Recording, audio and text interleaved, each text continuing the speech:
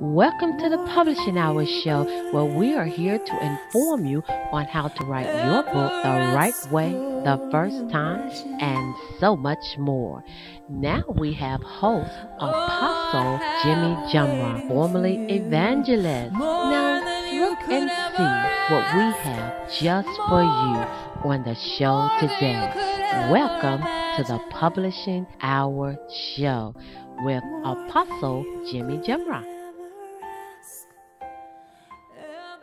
The scripture for the week is as follows. 1 Timothy chapter 1, verse 5, Amplified Version. Whereas the object and purpose of our instructions and charge is love, which springs from a pure heart and a good, clear conscience and sincere, unfeigned faith. Our show today is with the Repertory Dance Theater of Los Angeles, California.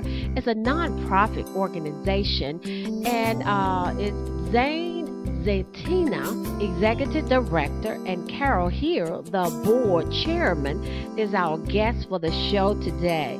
We talked about, they gave us information about the Repertory Dance Theater, the history about it, a little bit about that, and places where they went. And we also talked about the rite of passage. So sit back and enjoy our show today. We had so much footage that we are going to make a part 2 of this show. So enjoy part 1 of Repertory Dance Theater of Los Angeles, California with host Apostle Jimmie Jamra.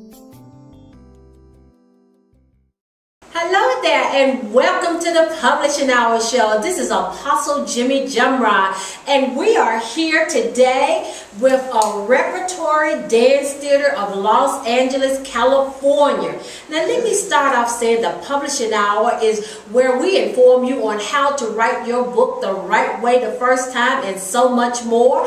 And today we are talking about the so much more with the dance theater, and we have Zane here from Los Angeles, California. She flew in just to be on the Publishing Hour Show. I am so excited.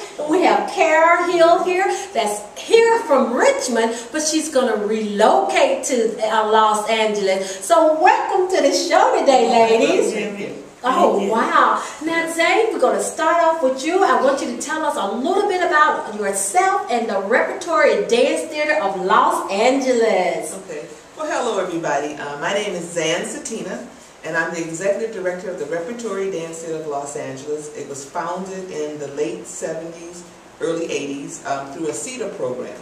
And the CETA program is a program that was written for youth who were underserved or had not been introduced to any professionalism. And it allowed different artists to hire youth and train them. I was part of that program, and even though I had actually had a little bit more training than the rest of the dancers, I joined the Repertory Dance Theater. It was at that time under the direction of John Johnson and Joel Talbert. Now, we trained for hours, and I love John for that because he made sure we all had professional training. We were training all the arts forms like ballet, jazz, tap, and the most interesting was with we trained with Chester Whitmore. And we also learned all of our historical dances, which were like the Lindsay Hop, the cakewalk, just to name a few, because I can remember them all, but it was a lot of where the tap bass came from. Then, unfortunately, John passed, but before that happened, we were actually commissioned by the mayor of Los Angeles, Tom Bradley, to be ambassadors during the Olympic Games, and we got to tour around the world. And the most interesting thing about that is we got to tour behind the Iron Curtain. Wow. Which, you know, was so different in contrast from where we were from, America. We learned that we really had a lot of rights in America versus in behind the Iron Curtain. We were there and we noticed the children didn't smile, which was really interesting to us because that's not how, you know, we were accustomed to. But unfortunately, John became ill, and before he passed, he he gave me the repertory. So basically I inherited, which was really a surprise to me and a blessing at the same time. So now we're in the stage of regrouping, and I met Miss Carol Hill, and I immediately, after working with her, asked her to be on the board. So now she's the chairman of our board. And a little bit about myself. I trained with Bill and Jackie Landrum, Al Gilbert, Alvin Ailey, and I originally started in African dance, which is a little different from a lot of dancers. Most dancers start with ballet. But because of my strong African background, I was actually given my toe shoes the very first day of my ballet class. Wow. Because African dance trains you and it makes you so strong that I was prepared for it.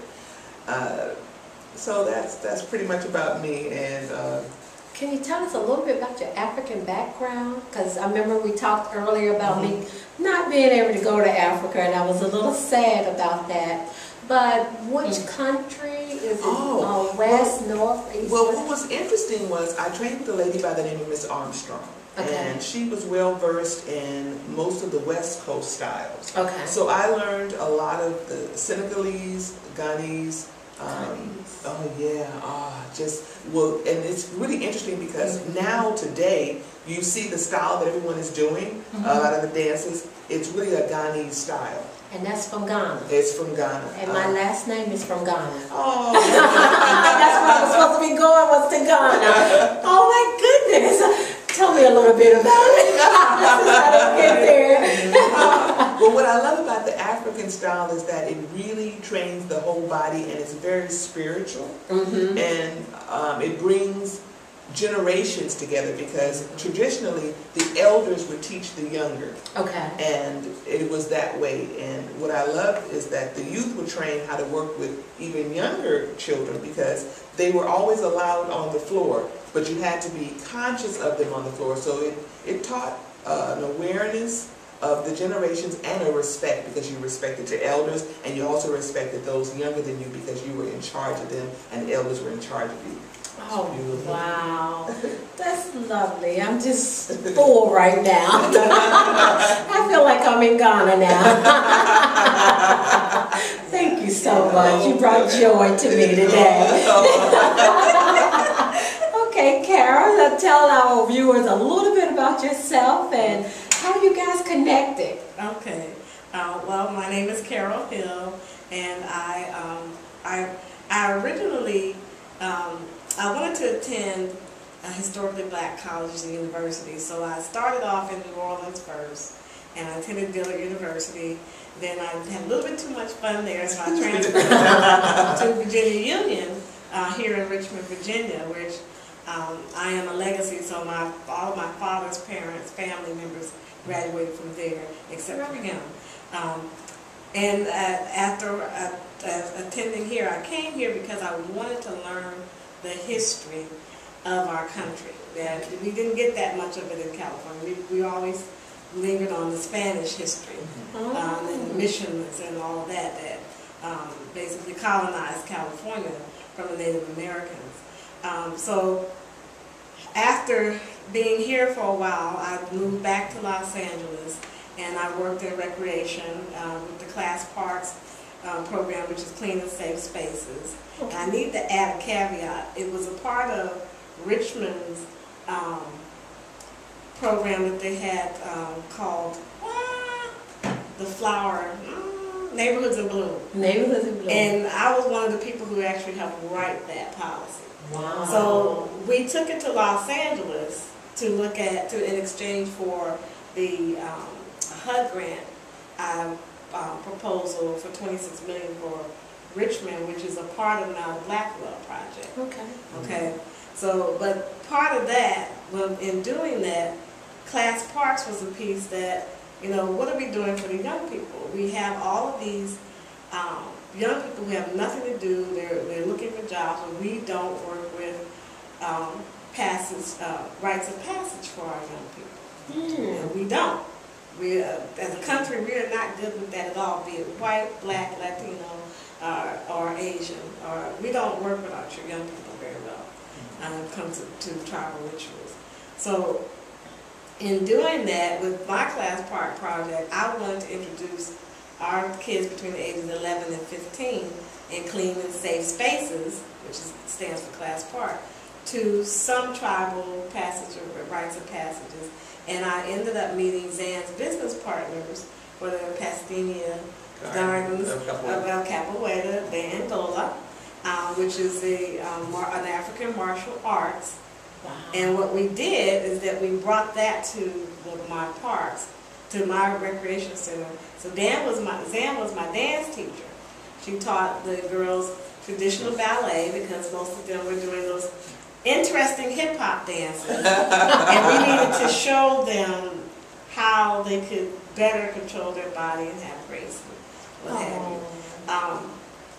you. And Zan also, she and her business partner served on my advisory board for my organization. So that's how we met. So when she asked me to be on the Repertory board, which was in 2004, okay, I said yes, because their mission matched what I was already doing.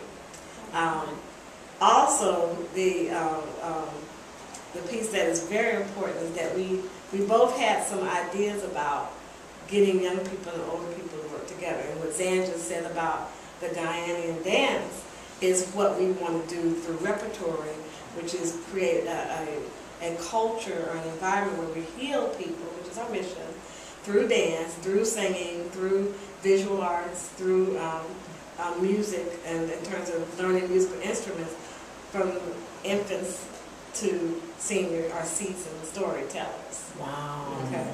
So that's our basic mission, and it's so far we have had it headed right towards, it's been a journey, 6 years, but we are headed towards our goal. This is interesting because the Publishing Hour is from, it's a branch on our Jonique Design Incorporated. And Jonique Design Incorporated is a school of the arts. And it's visual arts, which is the paintings that you see in the background and you may see from show to show. It started off as me being an abstract artist, and I taught the classes of abstract art, and then we did a whole lot of other things. We founded a piece where it's more like a foundation where we may take a group like yours, and we do an art class, and then we will do, you talk about your dance theater and the history of it, like we're doing here on the show. And we are actually creating pieces, and then we do a fundraiser to that effect. So that was the visual art departments. In the literary writing, you see commercials coming on from time to time. I thought we were just going to do writing classes, but of course when God is in control of it, it ended up being a publishing company. And I teach people how to write their book the right way the first time, and as well as the show. So this is a component of the literary art department. And then the theater art department is also come in with the theater, with the show and the visual arts and the commercial that comes on the show and everything else. That's the theater part. And it looks like this is a God-ordained thing here, because the Repertory Dance Theater of Los Angeles, and the mission is similar to the mission of Jonique Design Incorporated. And of course the other component is the ministry, because I'm an apostle and God has placed that out. And it's within the arts, showing the creativity of His creativity, how He created us to be certain people for His glory, and dance is what He's created you to do, and He's created you to do so much more.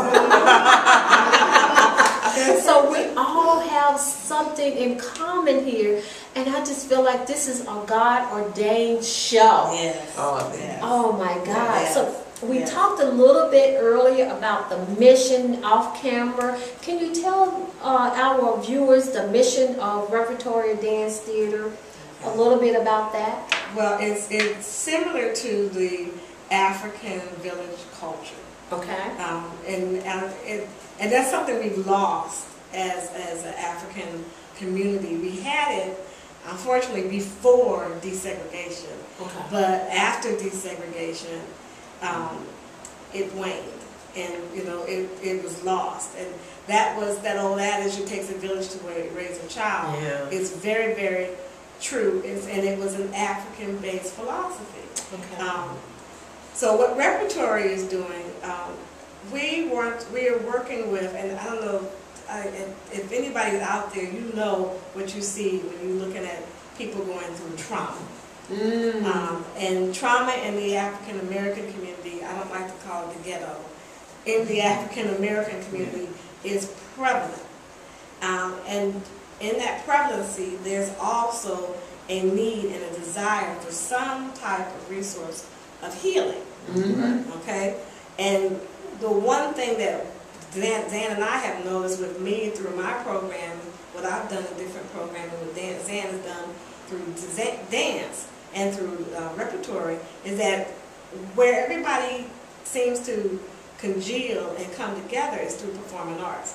Through music, drumming sessions, just learning dance, through poetry writing, theater, learning different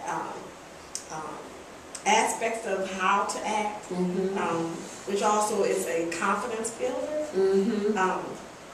And then through the visual arts, expression through painting, through wood crafting, sculpting, whatever allows you to come out of that traumatic state and awaken your creative spirit.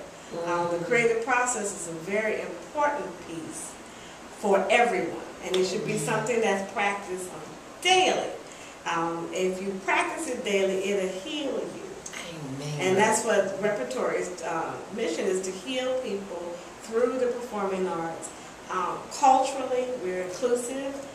Doesn't matter what culture you come from. Everybody's suffering with trauma, and as well as intergenerationally. So we want the seniors, the seasoned people, to stop being afraid of the youth.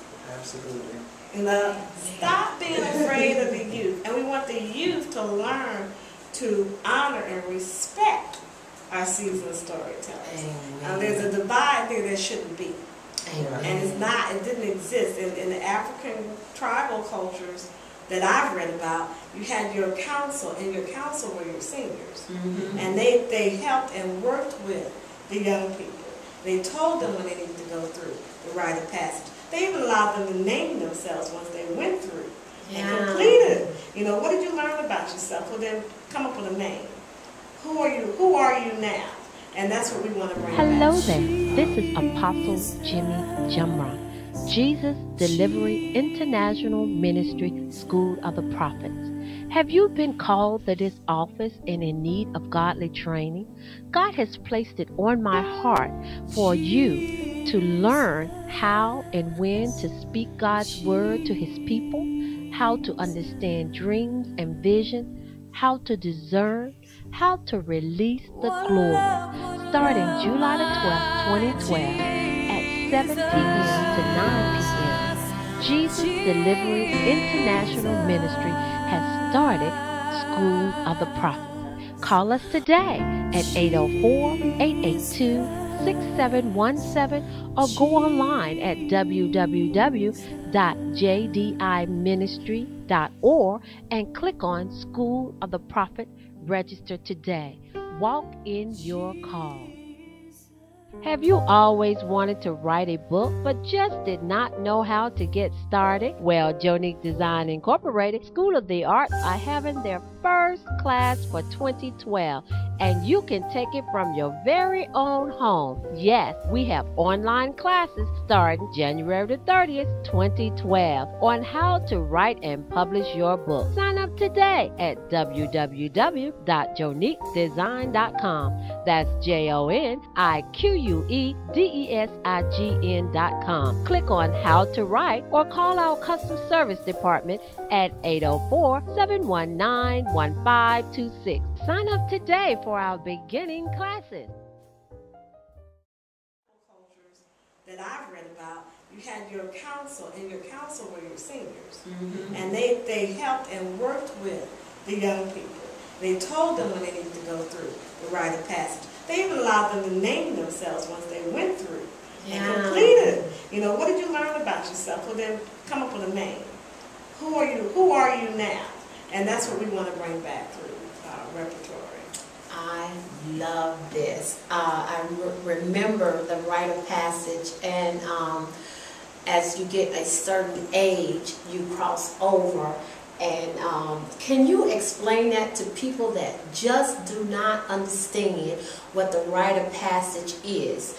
And I know it's the time that you will really find out more about that is doing right after Christmas, Kwanzaa. Yes. That's when they really talk about it.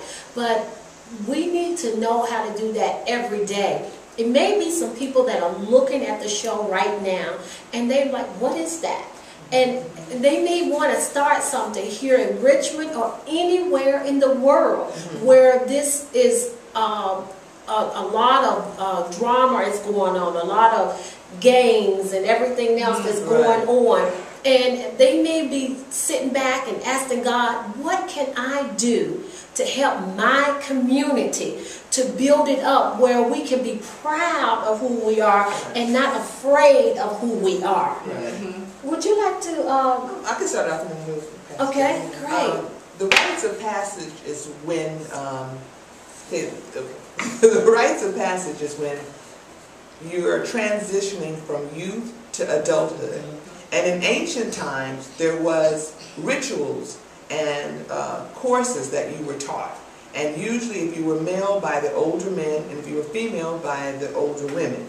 Unfortunately, the westernized society has eliminated that. And I have a phrase. I said, our young men are like misplaced warriors. And their hunt has become something else, where they would have been trained and taught how to be men and to be husbands and to be fathers during this time. There's no longer that information. And young women, they would have been taught how to be mothers, how to be wives, how to be women, and to carry themselves that way. And so the rites of passage is when the elders or older women impart the information to the younger generation. And unfortunately, the way our society is set up, the only time we get together is for a birthday party, a wedding, a funeral. There's no other time when we interact. And we may scold or reprimand or sanction certain things, but we don't really have a place for our youth to go and ask questions with no judgment. And so, if you're out there and you're interested, what you can start doing is creating small little groups where you have elders that are open and willing to talk to the youth and allow the youth to come and say whatever it is they say, because growing up in this time, it has to be very challenging. And there's so much information, and that's where Repertory came in, because we want to create what we call a safe haven, where you can come and do the art, see art. Because one thing about art, the arts have a tendency to open you up and help you. So that's what we really want to do with Repertory and the rites of passage. But the rites of passage can start with just you and your community, just having a group of elders being able to be open and available to the youth. Hey, man, I love that. You want to add something to yes, that? I want to stress that most of us, if we look around our community, politically, you will find that our seniors are being made to believe, are conditioned to believe, that they can't trust the youth. That they can't depend on the youth. And our seniors, who are becoming older and less able to be as independent as they once were, are already in a state of trauma because they are approaching the end of their lives, and they don't know how to transition that piece. If you start an organization in your community, the first thing that I suggest strongly is that you find little tiny projects for the youth to do for the seniors. So like if they, a lot of our seniors, they like the little pack rats, they like a lot of clutter. So you can get the youth together, maybe 2 or 3 at a time. First, make sure that they sit down and talk with the seniors and gain that level of trust to be in that senior's space, and then help them declutter their home. Maybe one project, maybe a garage, maybe a closet. And what that does is the senior is going to want to supervise, okay? So as they're supervising, then you've got the youth engaging in a conversation, and it develops a relationship. And you'll find that the senior will relax, and they were like, oh, they're not so bad after all. And you'll find that the youth will be like, oh, well, I learned something new today. I learned a new way to do something today. NDRE has a song called If We Would Talk, and I may not have the right title to it, but it says, I could teach you about the new technology if you would teach me about the age-old philosophies. Wow. Together we can do so much more if we are talking. And as if old people would talk to young people, if young people would talk to old people, together we would be such a more profound people. And that's the whole crux, is getting them to talk. So start with small projects that build trust, so that the seniors will, that when that politician comes and says, I need you to vote for this referendum because you know the youth are out of control, the seniors say, well, no, I'm not going to vote this time. Not for that. You know, why don't you build some more programs that work? The other piece I would also suggest for the youth is create little quests. You can create organizations, or you can utilize organizations that are already in existence. One of them is to take them on a small hike in their community, or maybe do something like rock climbing or swimming or something like that. But what you want to do at the end of that is whatever comes up for them, give them an opportunity to figure out how to describe that new person they found, because they will find a new person within that. Amen. Well, we're going to take a break. Need to know the paternity of your child? No matter the reason, Temple Image can help ease your mind. Whether you need to establish fatherhood, resolve child support, custody, insurance, or immigration issues, Temple Image offers fast, accurate, and discreet testing. They'll even come to you. Know the truth? Temple Image, 272-0238. I'm Dolores, founder of Temple Image. No matter what your situation, our confidential and quick paternity testing can resolve most any Woman fatherhood God issue. Got Your Back, a 3-day powerful conference, October the 11th, 12th, and 13th, with morning classes, preaching, and nightly service. Don't miss Woman with a Plan, How to Restore. Speakers, Apostle Johnny Whitney, Apostle Taper from Milwaukee, Wisconsin, Apostle Jimmie Jumrock, Pastor James and Don Friday from Richmond, Virginia. Go to www.jdiministries.org to register. Thank you for watching the Publishing Hour show with Apostle Jimmie Jumrock and our guests, Zetina and Carol Hill, with the Repertory Dance Theater of Los Angeles, California. It's a non-profit organization, and they came here to do the show here in Richmond, Virginia. We got so much information that we just ran out of time. So we will put a part 2 together for you. So look forward to seeing them again on the Publishing Hour show with host Apostle Jimmie Jumrock.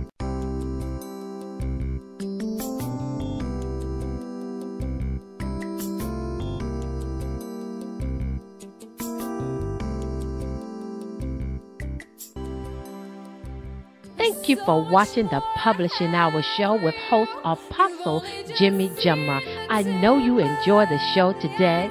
If you'd like a copy of the show, please look on the screen with the show number along with the email address, and we will be more than happy to send you the show. And thank you again for watching the Publishing Hour show with host Apostle Jimmie Jumrock. Have a wonderful and blessed day.